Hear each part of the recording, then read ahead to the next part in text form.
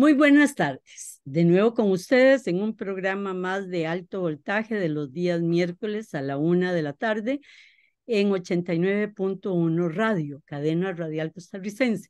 El programa se repite a las 11 de la noche y también pueden acceder a él en el canal de YouTube que le permite ver los programas anteriores. Si ponen mi nombre, les entra de inmediato, más fácil incluso que con alto voltaje. Hemos hecho varios programas, ya llevamos como 4, Fausto, O este, 5. o 5, sobre Oriente Medio, sobre Israel y Palestina. En realidad comenzamos antes de que Hamás invadiera territorio israelita y cometiera los crímenes que han ocasionado la respuesta de Israel, muy de legítima defensa inicialmente, pero totalmente desproporcionada posterior y considerada en este momento por Naciones Unidas como un genocidio contra el pueblo civil palestino. Eh, el primer programa fue interesante porque señalamos que esto podía pasar, cómo aquel Israel de la vieja socialdemocracia fundadora había dado paso a un nuevo Israel con Netanyahu de total viro hacia la derecha extrema y hacia la ortodoxa religiosa extrema también. Entonces, que esto estaba dividiendo Israel y esto podría ser tomado por sus enemigos como una señal de que podían atacar. Eso fue después fueron los programas de análisis de por qué atacó Hamas, qué estaba pasando en Israel, o sea, etcétera, etcétera. Hemos hablado del papel de Estados Unidos también en todo esto. Sin embargo, hay un tema que hemos dejado de lado y habíamos prometido hablarlo con ustedes y es el tema del mundo árabe, la dinámica geopolítica árabe una vez que se da el ataque de Hamas y la respuesta por parte de Israel. Ese es nuestro tema de hoy, que no podemos acotar en un programa, ya lo vimos ahora antes del programa con Fausto, y vamos a seguir un segundo programa también sobre este tema. Fausto. Efectivamente, se trata de que hablemos de la geopolítica islámica después del ataque de Hamas. La atención mundial se centra en estos momentos en los violentos bombardeos de Israel contra la población civil indefensa de Gaza. Ya se habla de 12.000 víctimas civiles. Están contabilizadas con nombre propio y número de cédula entregada por el gobierno de Israel. O sea que Israel puede comprobar que son ciertas. Con centenares de edificios destruidos, el número de víctimas debe ser mucho mayor. Y vos decías bien que en las Naciones Unidas se califican las acciones de Israel como castigo colectivo contra el pueblo de Gaza, lo cual es un crimen de guerra, como una venganza inaceptable. En fin, Y vos lo como una dijiste. limpieza étnica, dicen algunos, y por eso el genocidio, la palabra genocidio. Bueno, la semana pasada hicimos un esfuerzo de reflexión geopolítica sobre los orígenes y consecuencias posibles de esta crisis y nos centramos en la relación de Israel y los Estados Unidos. Y bien lo decías, teníamos el compromiso de ampliar nuestras reflexiones al impacto del ataque de Hamas desde el punto de vista geopolítico propio de la región. En la región están tres grandes conglomerados de países. En primer lugar, los países herederos de grandes civilizaciones como la persa y la otomana. En segundo lugar, países de inmediatez fronteriza con Israel, especialmente Egipto, pero también Jordania, Siria, Líbano, que están involucrados directamente en cualquier conflicto que ocurra en Israel porque están pegados a su frontera. En tercer lugar, países musulmanes propiamente árabes, de peso geopolítico estratégico por su control de los mayores yacimientos de petróleo del mundo, como los grandes países petroleros de la península ibérica. Bueno, y recordar siempre también que también en la península ibérica está Qatar, que tiene un pasado otomano. Cada uno de estos países tiene procesos geopolíticos tan complejos que ameritaría un programa, pero bueno, vamos a ver cómo, por lo menos en esta ocasión, hablamos de Turquía, Egipto, Irán, y luego tal vez podemos analizar más la península arábica que tiene su propia riqueza. El pasado fin de semana hubo un encuentro, yo le llamaría geopolítico. Fue la primera cumbre árabe islámica conjunta extraordinaria en Riad, capital de Arabia Saudita, que reunió a 50 países, a todos los países musulmanes, casi todos los países con mayoría de población de mayoría musulmana en el mundo. De la reunión se desprendieron 3 líneas centrales, que son que haya un cese al fuego y que todo el mundo contribuya a eso. Todos están en contra de que se extienda la guerra y eso es lo más importante, pero en el fondo, todo el mundo quiere volver a los planes geopolíticos que tenía antes del ataque de Hamás. Algo así como quieren regresar a aquella normalidad cuando el problema palestino estaba debajo de la alfombra. ¿Será posible, Fausto? Porque es casi No real. lo sé, Mimi. No lo sé, Mimi. No lo sé, Mimi. No, no sé qué decirte.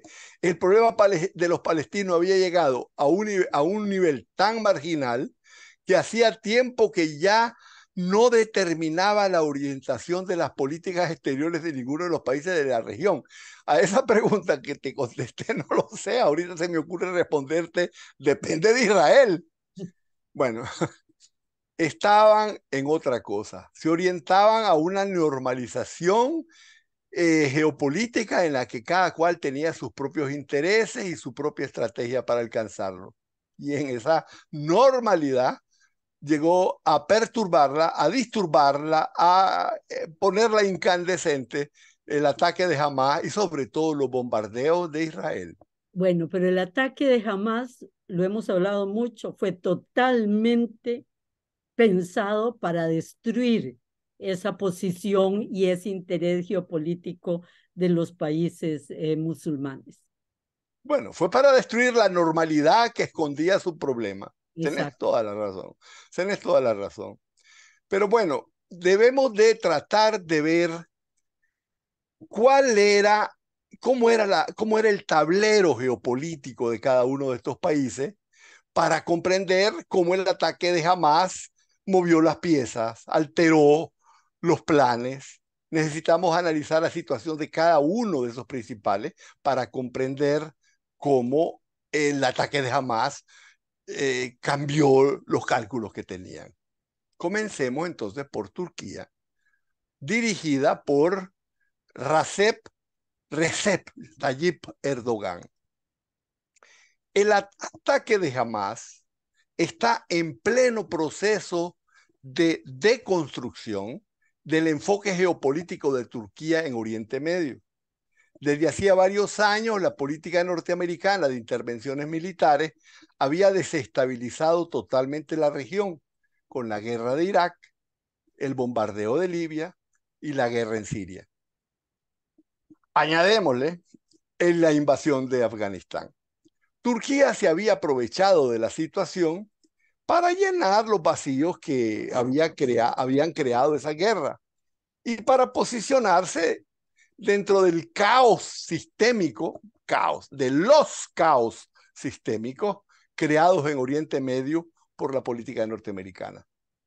Erdogan se había encargado de ocupar vacíos políticos y militares, formando alianzas, y estaba incluso llegando a convertirse en parte decisiva, esencial de la geopolítica regional. Se había llamado a sí mismo el socio indispensable.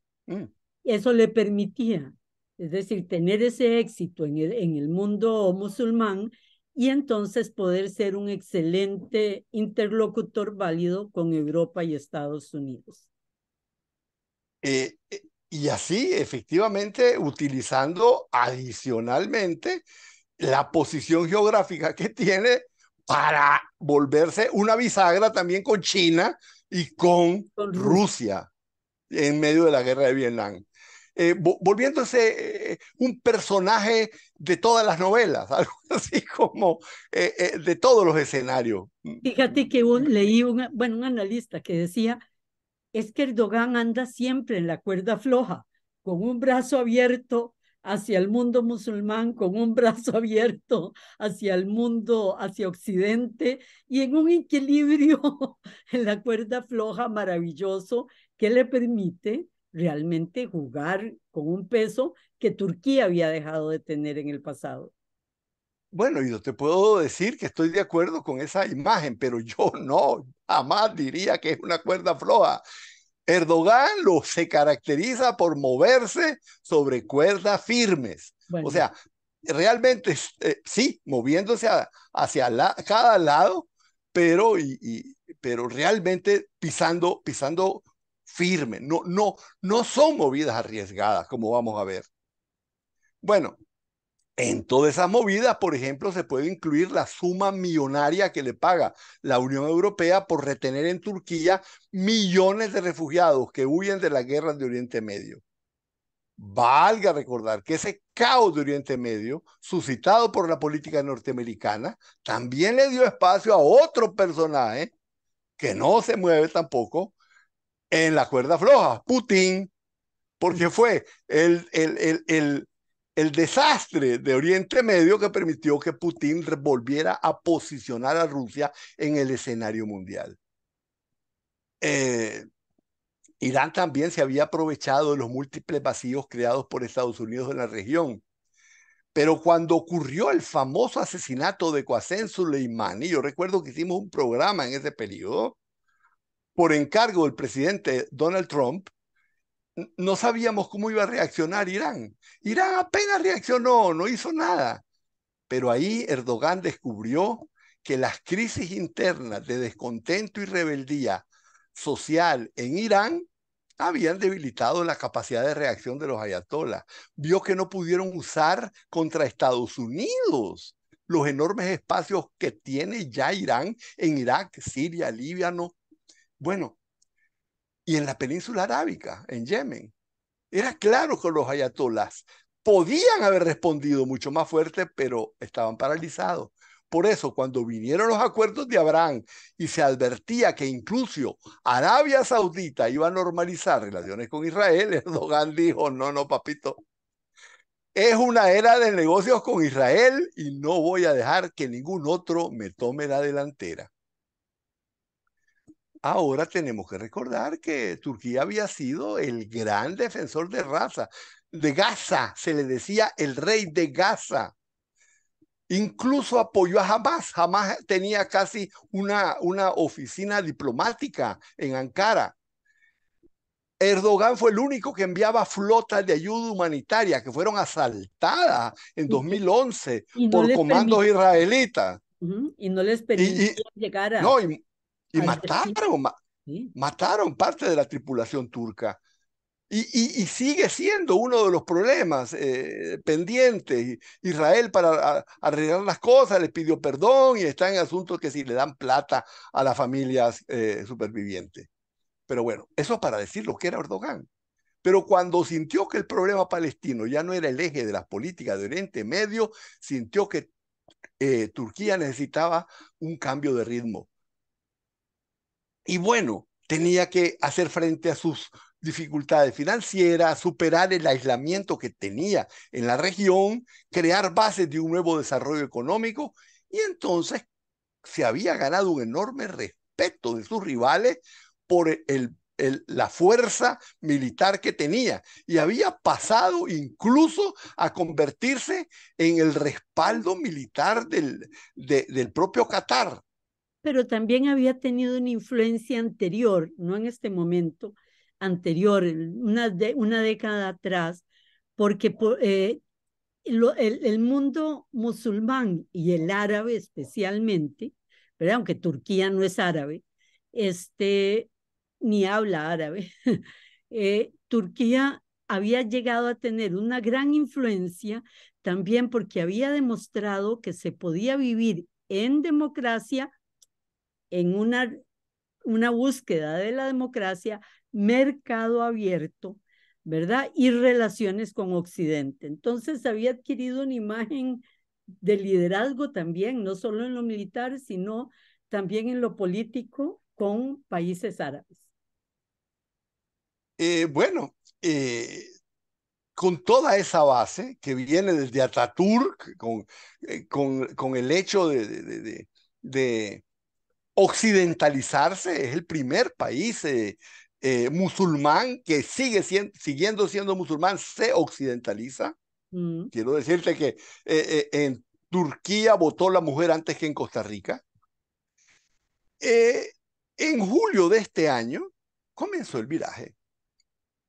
Eh, Viene de días antes, pero fue el momento más especial porque Turquía y Emiratos Árabes tenían años de enfrentarse militarmente en Libia y entonces pasaron a crear un Consejo de Cooperación Estratégica con acuerdos comerciales de más de 50.000 millones de dólares.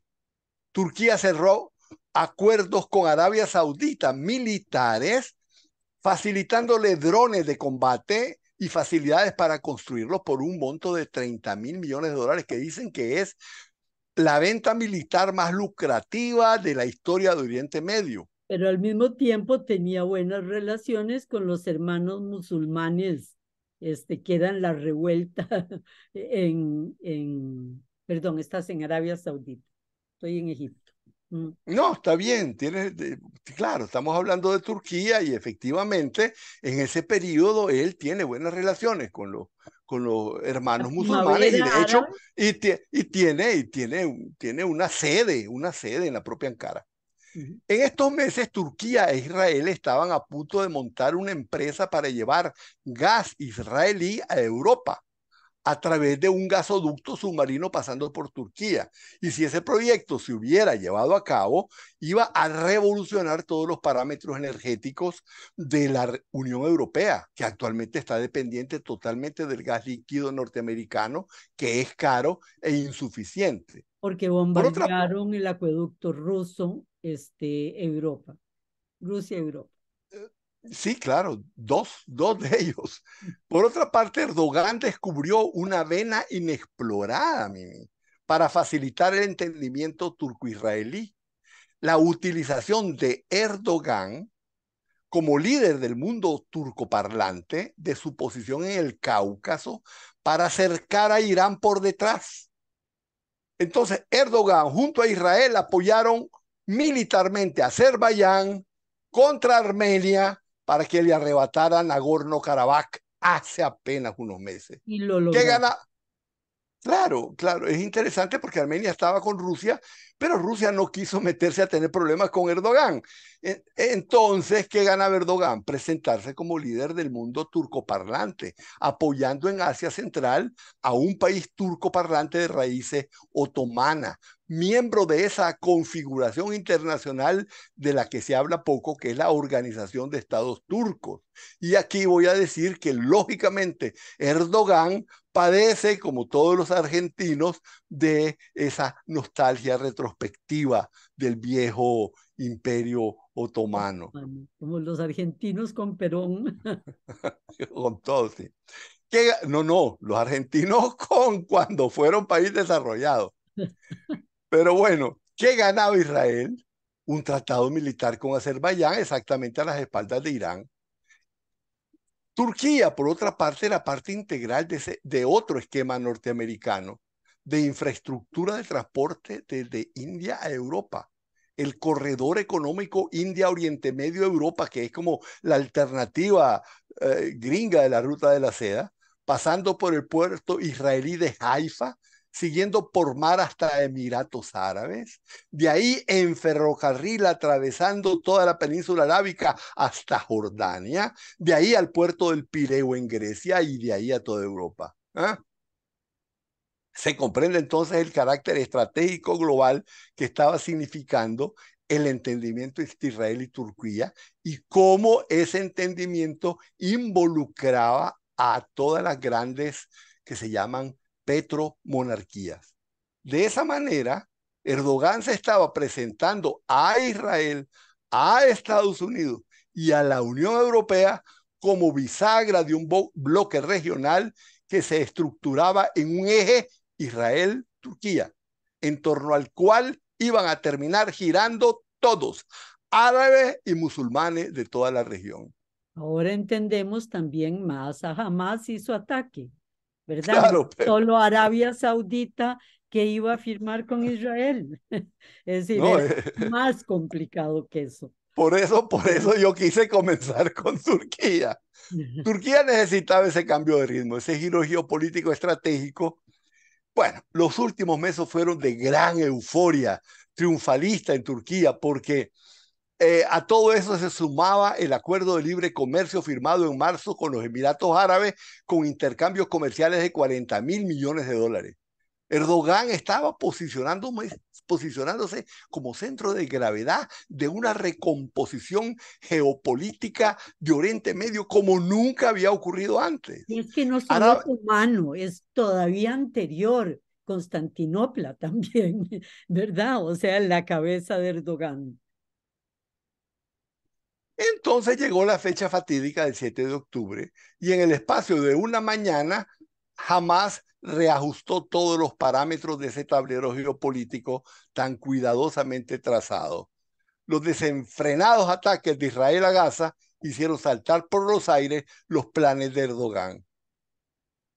No podía seguir con sus planes vinculándose con una población tan gigantescamente musulmana, con millones en la calle, en Ankara, en Estambul, en el viejo aeropuerto de Ataturk, 1 millón de personas se reunieron.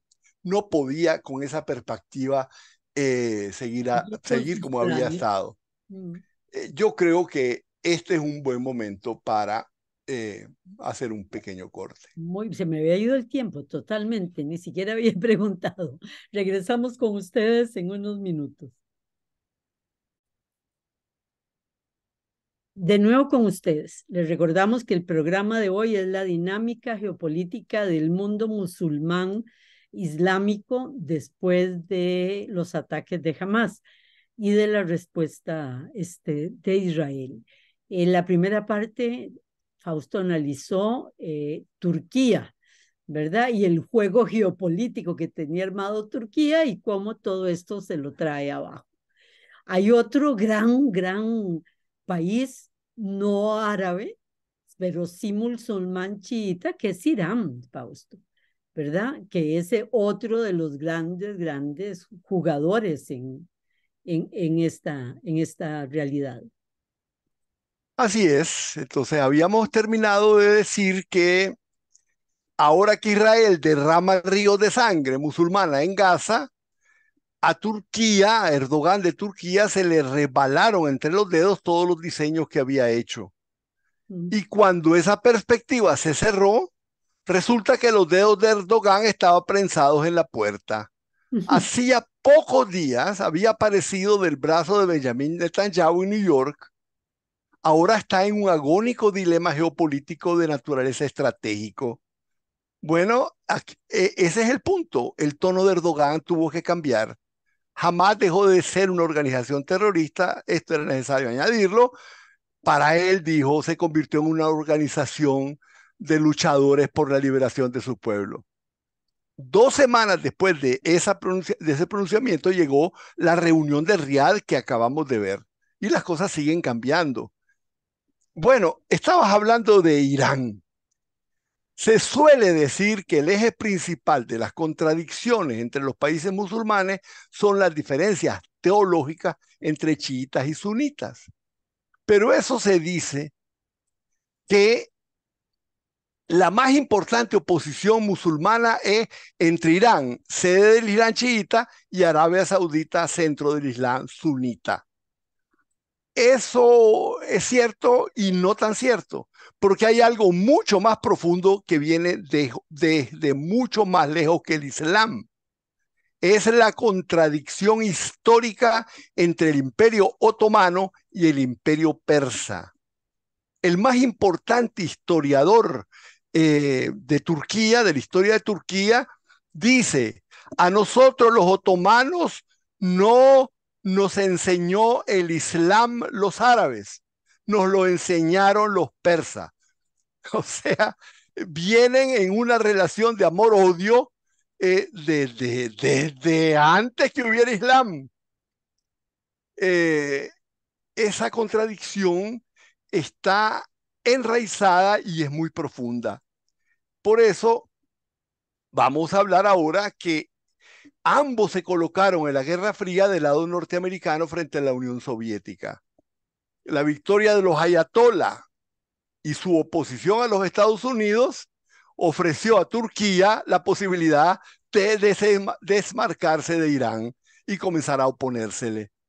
Pero luego, la caótica política exterior de los Estados Unidos desordenó totalmente el tablero político interno de Irak, de Siria y de Libia. Y entonces Irán y Turquía volvieron a verse tratando cada uno de llenar los huecos de ese desastre que ha significado acercándose, como decías antes, a Rusia, China, ¿verdad? Y al sur, porque no podían juntarse con Estados Unidos en medio de ese desastre que estaba organizando. efectivamente.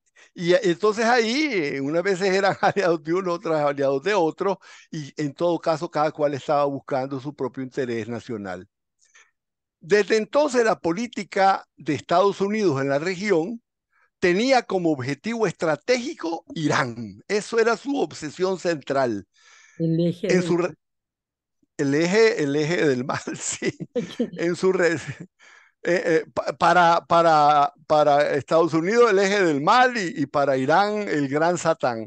En su reciente diseño de alianza con Israel, Turquía comenzó a jugar ese juego. Los acuerdos de Abraham eran contra Irán. Era una forma de utilizar a todos ligados a Israel, por lo tanto contra Irán.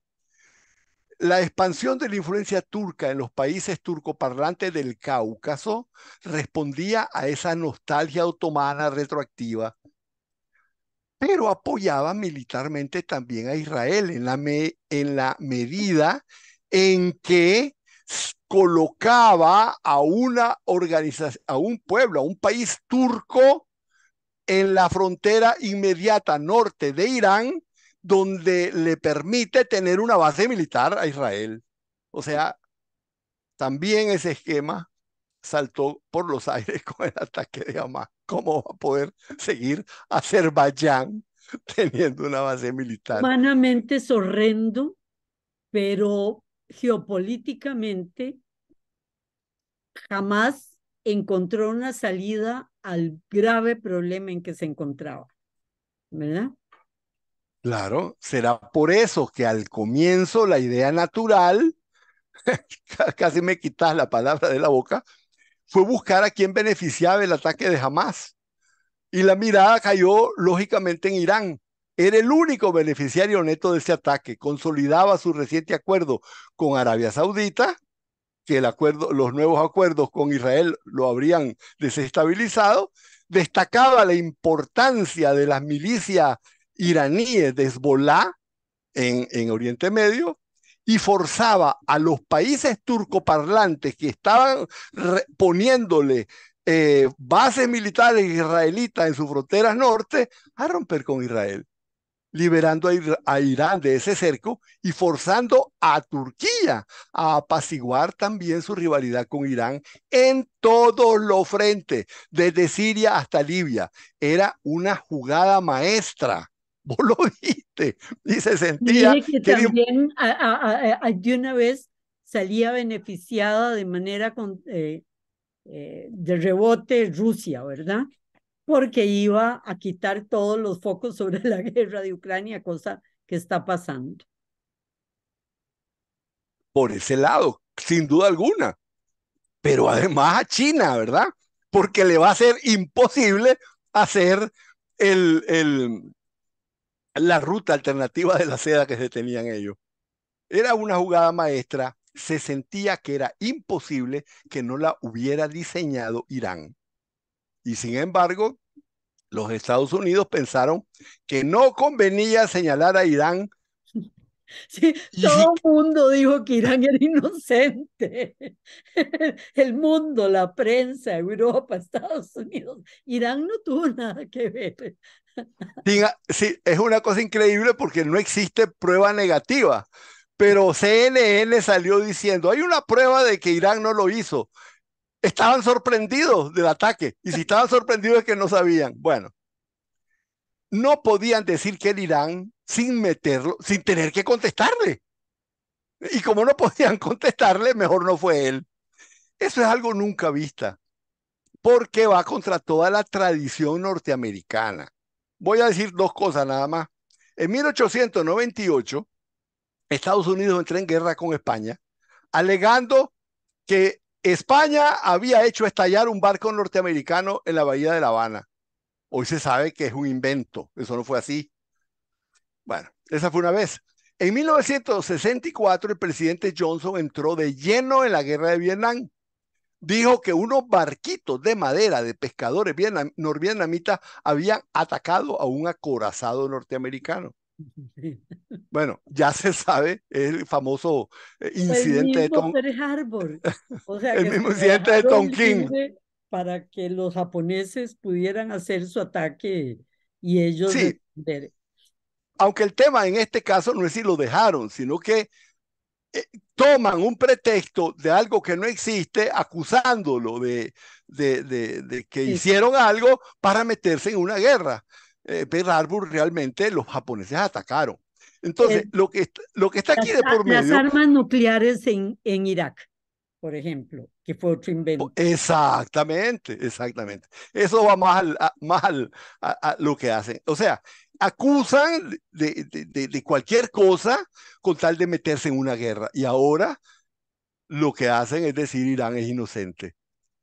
El asunto es que el ataque de Hamas crea tal embrollo geopolítico que Estados Unidos prefiere decir que no le consta, que tal vez no, que no se puede acusar a Irán de eso. El punto es el siguiente. ¿Estaba o no Irán detrás de ese ataque maestro que tanto le beneficia?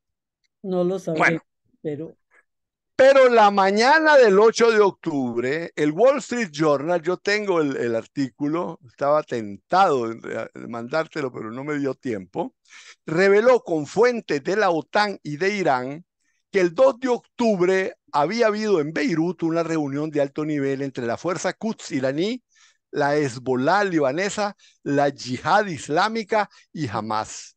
Según ese artículo del Wall Street Journal publicado el 8, o sea, la mañana siguiente del ataque, dijo que ahí se había dado luz verde al ataque del 7 de octubre. Y dice el reportaje que reuniones como esas se celebraban desde agosto de 2023 cada 15 días, Mimi. tenía Eso que ver, sugiere, eso tenía- sugiere una planificación larga y compleja. Entonces, es obvio, el yo ataque no sé, lo señaló y según dijimos también, era imposible que los israelitas no lo supieran, ¿verdad? Si lo sabía el mundo, de que eso estaba bueno, pasando. bueno, dice, así es, no lo aumentemos. Pero no convenía involucrar a Irán, y entonces la inteligencia israelita que había acusado a Irán el 8 de octubre se sumó a todo mundo que decía que no había prueba alguna del involucramiento. Irán, que al comienzo comenzó a decir que eso estaba en la línea, que apoyar a Hamas estaba en su línea, cuando se dio cuenta que nadie lo estaba acusando, todo el mundo se alineó y dijo, sí, apoyamos lo que hicieron, pero nosotros no tenemos nada que ver. Bueno, hay que tener en cuenta en esto las crecientes divergencias entre la primera generación teocrática del poder iraní, que es conservadora y prudente, pero que ahora es minoritaria, y la segunda generación de dirigentes, sobre todo de extracción militar no religiosa, que tiene posiciones estratégicas más orientadas a iniciativas audaces. ¿Será que una mano hizo algo que no supo la otra? No lo podemos saber. Sin embargo, lo que sí está claro es que la dirigencia tradicional todavía decide y apuesta a dejar que el tiempo desgaste más el poder blando internacional de Estados Unidos y de Israel. Y para que eso ocurra, debe mantenerse al margen. Si se mete, ya es otra cosa. Entonces, cada día que pasa, el tiempo juega contra Israel. Es que es tan brillante el accionar que uno dice, ¿se está dando por sí solo o estaba planificado totalmente lo que es el juego de eliminar el poder blando de Israel y Estados Unidos, obligándolo a acciones genocidas que han provocado el rechazo de todo el mundo, ¿verdad? Bueno, la realidad que para que ese plan funcione necesita que tenga de cómplice a Israel.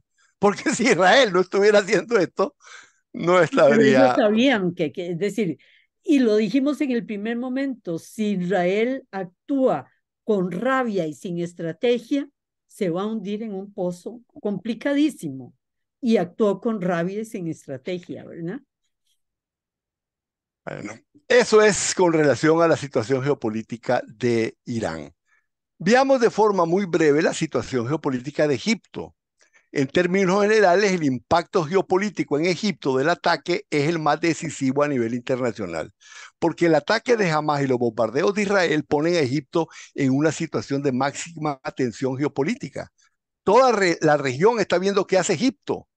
Los desbordes de esta crisis amenazan que se desate una crisis mundial, porque el Sinaí está al borde de la desembocadura del canal de Suez. No estoy hablando de una guerra mundial, una crisis económica mundial. La seguridad del canal de Suez es decisiva y eso depende mucho de la cooperación entre Egipto e Israel, del control de la situación, y el ataque de Hamas y los bombardeos israelitas pueden convertirse en una insurgencia yihadista que sería una pesadilla para el comercio de Arabia Saudita, de China, de India y de todos los países que dependen del canal de Suez. ¿Cuáles son los antecedentes en Egipto? Egipto de nacer, el padre del nacionalismo árabe, que se convirtió en el corazón del movimiento de reivindicación secular, nacionalista y socialista árabe con la República Árabe Unida, se vio humillado por varias guerras de Israel. Primero en el canal de Suez y luego la guerra de los 6 días.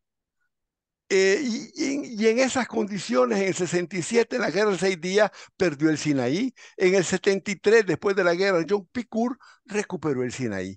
Y en esta ocasión, Egipto, que se había puesto del lado de los Estados Unidos como socialista en la Guerra Fría, aprovechó la situación para cambiar de bando. Estados Unidos le dio, a cambio de cambiar de bando, 50.000 millones de dólares de ayuda militar de 1978. El valor de esa, no 50.000 millones de ahora, 50.000 millones de dólares de entonces y 30.000 millones de apoyo al desarrollo. A partir de ese momento comenzó un profundo acomodo de Egipto con Israel y Egipto cayó en un fuerte desprestigio regional entre la comunidad árabe. Perdió autoridad política total. Las petromonarquías lo aislaron, lo condenaron al ostracismo. Egipto se convirtió en el país donde por primera vez se sintió el abandono árabe a la causa palestina. De hecho, pasó a ser parte del sistema de seguridad de Israel, compartiendo inteligencia y apoyo militar. Israel le ayudaba a tener bajo control a la propia disidencia egipcia, formada por los hermanos musulmanes. Y de hecho, originalmente la Franja de Gaza era regida por Egipto, que la perdió en la Guerra de los 6 días. La recuperó después con la paz de Yom Kippur. Fue una paz de relevancia geoestratégica porque garantizó la paz a todo mundo. Pero los hermanos palestinos entraron en la Franja de Gaza. Y cuando llegó la primavera árabe de 2011, los hermanos palestinos derrotaron al Hermanos gobierno. musulmanes. Muy bien, hermanos musulmanes. Qué bruto soy. No, en Los, herma- absoluto.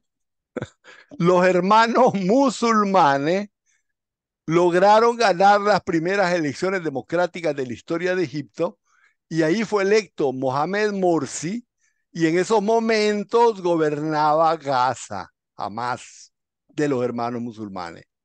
Morsi dejó de colaborar con Israel para controlar a los palestinos.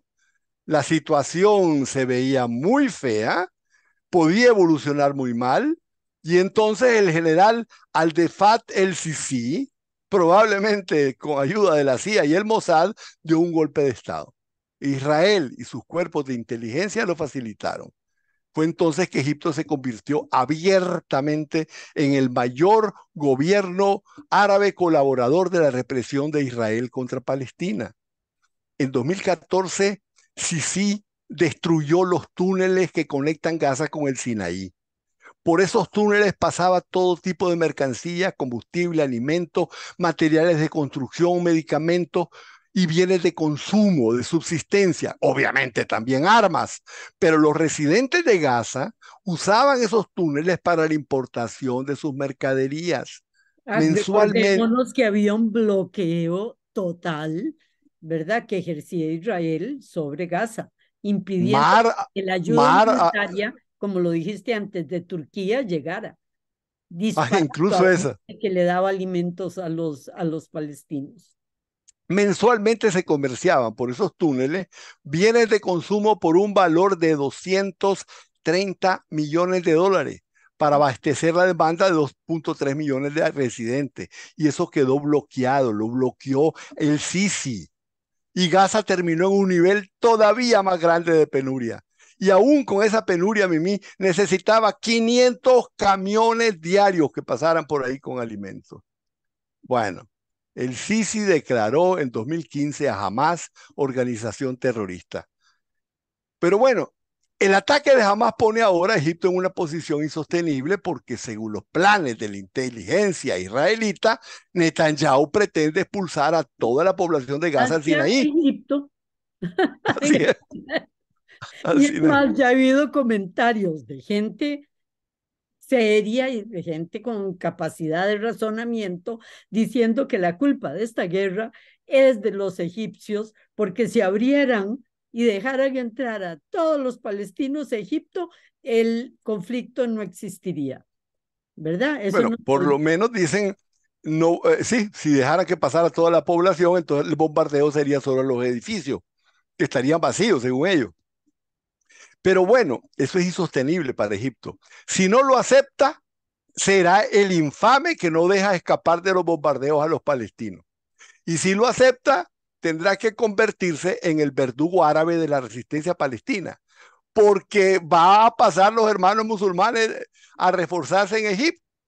En todo caso, la simpatía generalizada de la población egipcia con la causa palestina es inmensa. En 2020, en 2020, el problema palestino, decían, el 94% de los egipcios decían que el problema palestino era muy importante. En el 2020, en la misma encuesta, el 85% se oponía a los lazos diplomáticos entre Egipto e Israel. Y decía el 74% que era importante que todos los países árabes vieran cómo apoyaban la solución del problema palestino. Y entonces estamos en esa terrible situación. Esta es la situación geopolítica prensada, apretada de Egipto. Todos ellos, el Sisi, Erdogan Hola, y Reisi, el ayatollah de Irán. Irán, se reunieron en Riad y todos dijeron, condenamos a Israel, necesitamos que cesen los bombardeos, esto no puede seguir así. El punto es que todos quieren también volver a que las cosas sean como antes. Y vos lo dijiste, ¿se podrá? Se Yo creo acomodaron que, demasiado bien a esa realidad que has descrito, geopolítica, les ha beneficiado absolutamente a todos. Es decir, ya sea por una venta, ¿verdad? Como la de Egipto hacia Israel y Estados Unidos, o por unas habilidades políticas como las de Turquía, o que el fanatismo de Irán le ha permitido sobrevivir a pesar de los problemas internos que enfrenta. ¿verdad? Por eso quieren mantenerse ahí, regresar, pero podrán, porque Israel parece no estar dándoles tregua. Y como dijimos Así en es. el anterior programa, el que puede terminar perdiendo de esto mucho es el mismo Israel. Puede estar perdiendo la guerra. Bueno, Mimi, creo Bueno, que es el punto exacto. muy buenas tardes a todos ustedes y muchísimas gracias. Buenas tardes, Mimi.